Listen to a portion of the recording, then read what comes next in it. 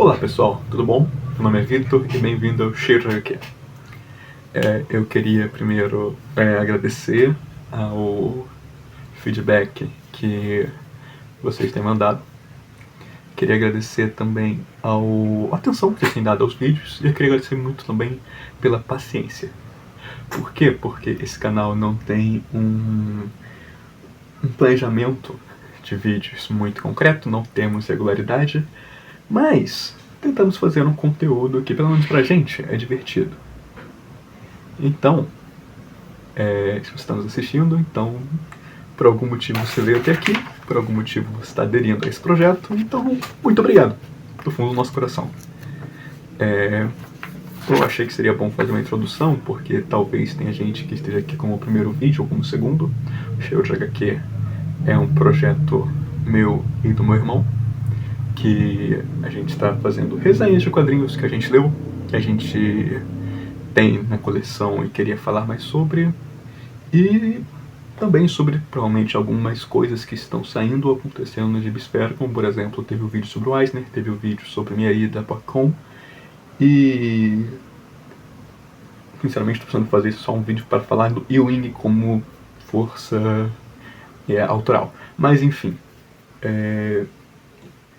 Queria também agradecer no último vídeo que a gente postou, que foi sobre Blue and Green.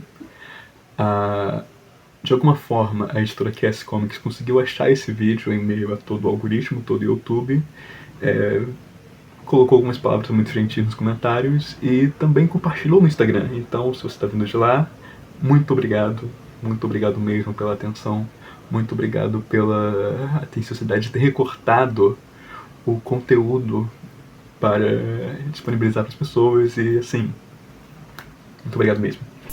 Então, hoje eu queria, como posso dizer, fazer algo que já tô devendo há um bom tempo. Há um bom tempo. Todo mês eu prometia que até final desse mês eu ia gravar esse vídeo. E eu tentei, tá? Eu realmente tentei. Eu tentei fazer esse vídeo com roteiro, com outro roteiro, sem roteiro, com roteiro de novo. Eu não consegui. Por quê? Porque ou soava muito pretencioso ou eu perdia qualquer linha de raciocínio. E, enfim. O vídeo de hoje é sobre um quadrinho que eu já falo há muito tempo. Hoje, o vídeo é sobre 7 Soldados da Vitória. Ou pelo menos, esse vídeo vai ser o começo dos vídeos sobre 7 Soldados da Vitória. Por isso esse título. O título desse vídeo é Para Ler 7 Soldados. Então, aqui eu não vou falar muito sobre a história, sobre o desenvolvimento. Eu vou falar sobre pressupostos e análises que vão ser atravessadas durante esse primeiro capítulo da história. Então, para começar a falar deste calhamaço de 700 páginas e 30 edições de personagens completamente esquisitos, vamos contextualizar primeiro. Quem são os 7 soldados? Pois bem. 7 Soldados é um grupo criado em 1941 na revista Leading Comics, na primeira edição da Leading Comics. E ela reúne inicialmente personagens completamente aleatórios, como o Cavaleiro Andante, Vigilante, Vingador Escarlate, o Arqueiro Verde e seu ajudante Ricardito, assim como o Fúria e o Sideral. Desculpa, pessoal. Personagem de jogo. Assim como os ajudantes dele, respectivamente o ajudante asiático do Vingador Escarlate e do Vigilante. Mas como eram os anos 40, ninguém ligava para asiáticos. Fazer o quê? Estados Unidos. Também é muito marcado a questão dos Estados Unidos nesse quadrinho, porque era mais um quadrinho de inspiração durante a guerra. Era um quadrinho de um grupo de personagens humanos, sem poderes, que são, veja bem, soldados. Era uma questão de esforço e inspiração para a participação dos Estados Unidos, para a participação dos jovens na Segunda Guerra. Mas enfim, essa primeira edição da primeira história do grupo, nada relevante acontece. Temos a introdução do único vilão relevante do grupo, que é o Mão, e é isso. A revista vai durar 41 números, a Legion Comics, e só durante 14 edições vão ter história dos 7 soldados. Mas nada disso é realmente relevante. Depois disso, os 7 soldados vão ter aparições eventuais, algumas reformulações, mas de relevância mesmo, eles só vão ser relevantes na história da Liga da Justiça número 100, de Lee Wayne e Dick Dillon, que é um crossover entre a Liga da Justiça e a Sociedade da Justiça da América, que naquela época, como era de praxe em edições comemorativas da Liga da Justiça, vai ter um crossover entre as duas terras que as diferentes equipes habitavam, e eles vão enfrentar uma ameaça em comum. Nessa história, vai ter a introdução de 2 personagens que vão ser importantes para o desenvolvimento dos 7 soldados, que é respectivamente o Nebulo, que é uma entidade cósmica de massa e força muito grande, que é quem teoricamente vai matar ou acabar com os 7 soldados nessa história, e vai ter a força mística que vai orientar, a guiar a Liga da Justiça, a Sociedade da Justiça, a achar os 7 soldados, que é o Oráculo, que Morrison também vai reformular posteriormente para encaixar melhor na história, tanto da conclusão de todo esse evento, que é os 7 soldados de 2006, tanto quanto na história do Senhor Milagre. Mas isso já me adiantando. Nessa história, basicamente, como eu já disse, o Liga da Justiça e a Sociedade da Justiça se juntam para encontrar os 7 soldados para evitar que a Terra 2 seja destruída pela ameaça que é esse o único vilão dos 7 soldados, o Mão, agora o Mão de Aço. Para isso, eles têm que achar os 7 soldados espalhados pelo tempo, resgatam-os e descobrem que o ajudante asiático do Vingador Escarlate, o Wing, foi sacrificado para derrotar essa ameaça, o Nebulo. Então, o Tornado Vermelho vai fazer o mesmo. E lá se vai o robô pela primeira vez. Enfim, não é importante agora a Liga da Justiça, pelo menos não naquela época, porque estamos aqui para falar dos 7 soldados. Então, essa história da Liga da Justiça número 100 a 103 pode ser achada na que está sendo agora, coleção da Crise nas Múltiplas Terras, edição número 2. Por muito tempo esteve inédito no Brasil, mas agora está disponível. Então, para avançar nesse pouco período de relevância da Cidade da Vitória, agora teríamos essa história aqui. Porém não. Por quê? Porque essa história é escrita pela pessoa feiticeira careca não binária chamada Grant Morrison. E Grant Morrison tem o costume de fazer histórias que exigem algum repertório ou leituras prévias. Então a leitura prévia que ele exige dessa vez é a história Justice League of America Classified número 1 a 3, aqui publicada no Brasil na saga da Liga da Justiça número 14 a 15, com desenhos do Ed McGuinness. Basicamente, a gente vai ter um grupo de super-heróis, especialmente obscuro, que são a tropa dos Ultramarines, tendo que lutar com uma ameaça do Grodd, mas só que não é só ameaça do Grodd.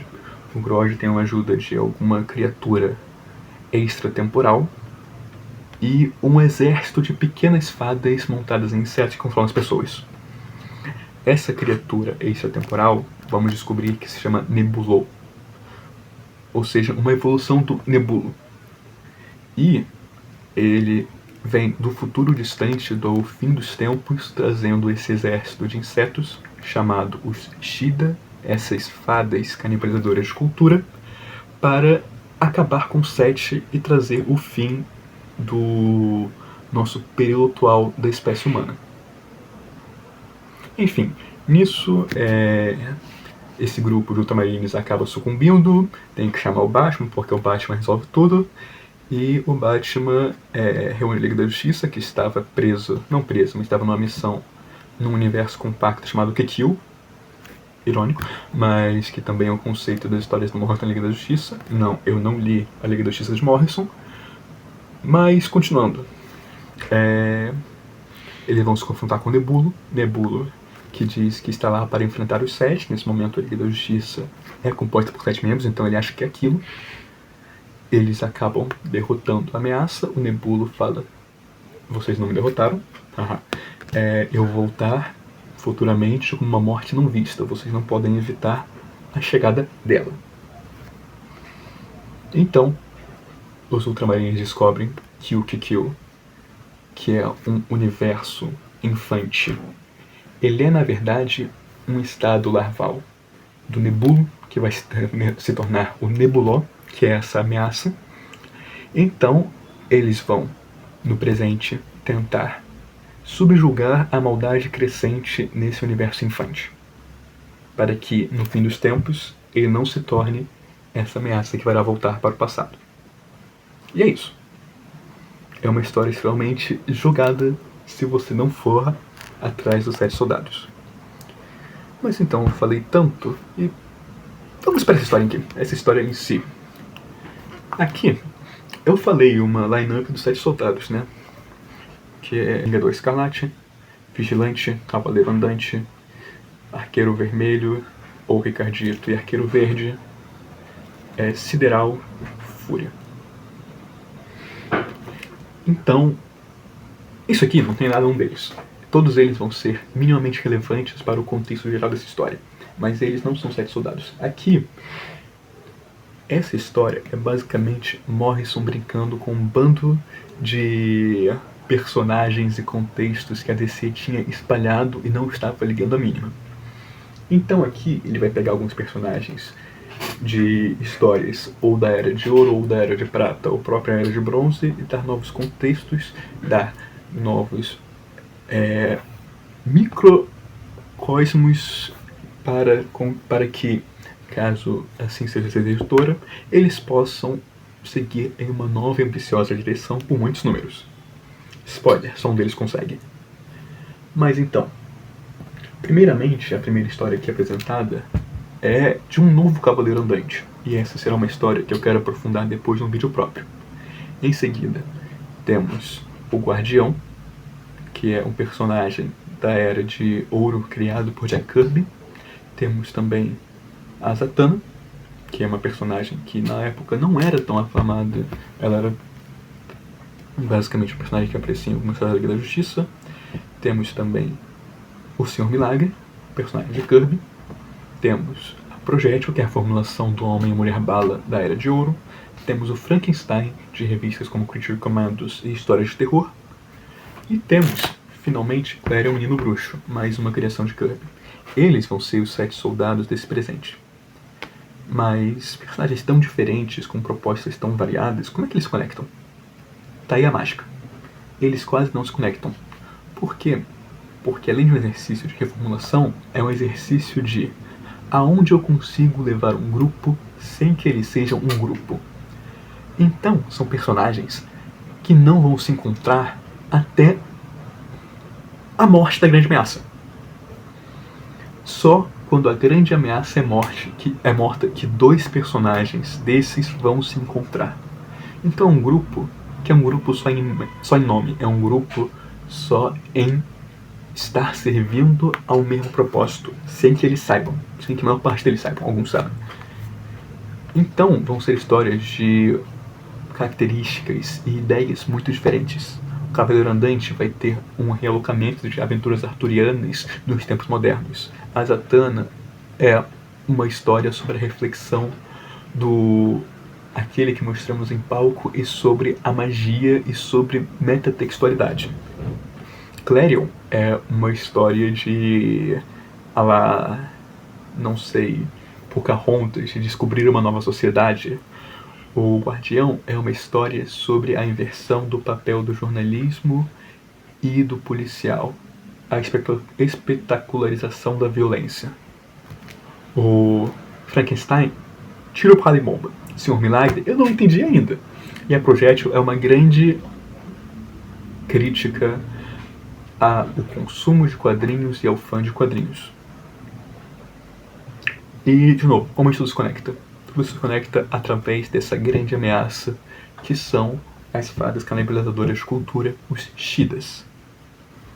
Eles são um conceito muito baseado em si no folclore, no conceito antropológico de religião, de que muitos povos desenvolvem mitologias parecidas, mitologias paralelas, e nisso muitas têm a figura das fadas, desses pequenos seres humanoides. E se as fadas que a gente conhece fossem, criaturas de destruição? Se as fadas temos registros das fadas nessas culturas anteriores porque foram elas que aniquilaram essas culturas anteriores. Com isso, a gente vai ter algumas reinterpretações de contos de fadas e contos britânicos clássicos, porque a autoria é escocesa. Então, a grande ameaça é Gloriana. Gloriana, a rainha das fadas. Dessa vez é Gloriana Tenebrae, uma inversão e fusão tanto da Rainha Má quanto da Branca de Neve. Isso não é interessante? Isso é bem interessante. Interferências frequentes à mitologia escandinava, com reinterpretações de deuses de magia, Merlin. E sim, cavaleiros arturianos. Vamos ter referências a poemas de 777 versos escritos durante 7 anos de sumiço de um bardo chamado True Thomas. Vamos ter referências a literatura popular, filmes populares, como por exemplo filmes sobre piratas no metrô. Vamos ter muitas referências ao próprio universo DC, com muito do Imagética e origem do Solomon Grundy. Vamos ter muito Quarto Mundo, por ter o próprio Senhor Milagre. Vamos ter a Legião Jovem do Kirby e o Guardião. Vai ter referência à saga da Grande Escuridão do Monstro do Pântano com a morte do Zatara. E tudo isso inserido também no exercício fantasioso que é: num mundo onde existe Gotham City, num mundo onde existe Metrópolis, onde existe Coast City, onde existe a cidade do Flash, que eu esqueci o nome, como fica Nova York? Como fica Los Angeles? Como fica essas grandes metrópoles reais americanas? Então é uma tentativa de inserir o fantástico nessas cidades factuais que não têm seus protetores porque justamente é uma concentração dessas cidades fictícias. E acima de tudo, são histórias desconexas que sim podem ser aproveitadas individualmente, mas forma um grande todo sobre a natureza e multiplicidade das histórias, especificamente das histórias de super-herói, das histórias de super-herói como um empréstimo da potencialidade de outras histórias para contar narrativas sobre a natureza humana num contexto fantástico. Fantástico. Isso é o meu quadrinho favorito. Não sei se de longe, mas é um dos meus quadrinhos favoritos. Por quê? Porque é um quadrinho interpretativo. Sim, você pode ler tudo isso aqui e não ver nada do que eu estou falando, dessa natureza, paralelos com história e literatura e a própria história da DC Comics, e também os paralelos que tem com metatextualidade no contexto de rinhas editoriais e rinhas autorais. Sim, você pode ler e não perceber nada disso, porque no fundo, são várias historinhas de super-herói. Mas eu escolho tentar atravessar isso para ver algo mais aqui. E eu espero que eu possa ter lhe aberto a possibilidade para também tentar ver um pouco mais. E é isso. É isso que eu queria falar sobre, inicialmente, apresentar os 7 soldados. Normalmente, isso aqui é para ler os 7 soldados. Eu não vou contar toda a história aqui agora e eu não vou desenvolver os temas dos personagens. O próximo vídeo é um vídeo que eu quero fazer há bastante tempo e talvez eu tenha que fazer realmente um roteiro e soar bem... Tem uma soberba, digamos assim. Uma soberba bem grande para falar do Cavaleiro Andante. Uma figura que me fascina desde que eu li esse livro pela primeira vez. E eu quero apresentar ao mundo um personagem que vale a atenção por muito das inversões de papéis numa narrativa arturiana e a imagética de um cavaleiro. Depois eu quero muito falar também sobre o Guardião, porque o Guardião tem toda uma questão da espetacularização da violência e sobre a inversão de papel, também inversão de papel do jornalista e do policial. E também quero falar muito da Projétil, porque a Projétil abre muito essa discussão sobre sexualização nas histórias em quadrinhos, sobre a cultura de fãs, sobre nossa relação com os quadrinhos e as personagens femininas dos quadrinhos, que é um negócio que eu tenho pensado cada vez mais e mais, com exemplo de, só jogando aqui, a magia. A mudança de perspectiva quanto a personagem de magia dos anos 80 para os anos 2020, especificamente. Muito também na esteira de Marvel Rivals. Enfim. Esse vídeo é só eu jogando temas e torcendo para que eu tenha paciência de editar? Sim. Mas como eu já disse, esse vídeo já tinha falhado algumas vezes. Essa foi a forma que eu consegui fazer. Então, para as 3 pessoas que estavam esperando, incluso eu, espero que seja satisfatório. Eu não sei se eu vou conseguir fazer 7 vídeos sobre 7 Estrelas da Vitória, mas seria muito mais divertido se eu conseguisse. Então, tentarei. Tentarei bastante. E é isso, pessoal. Antes de falar sobre é isso que eu tenho para falar hoje. Muito obrigado pela atenção. Muito obrigado por acompanharem o canal. E até a próxima, pessoal. Que eu espero que seja semana que vem. Porque eu vou ter acabado uma parte dos trabalhos da faculdade. E talvez eu faça uma resenha de...